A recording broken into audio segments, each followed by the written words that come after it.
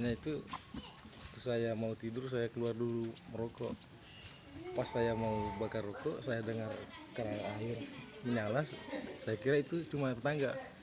Ternyata lama-kelamaan mobil saya disiram sama bensin. Terus saya bilang, siapa itu? Langsung meluap apinya. Teriaklah saya, Pak.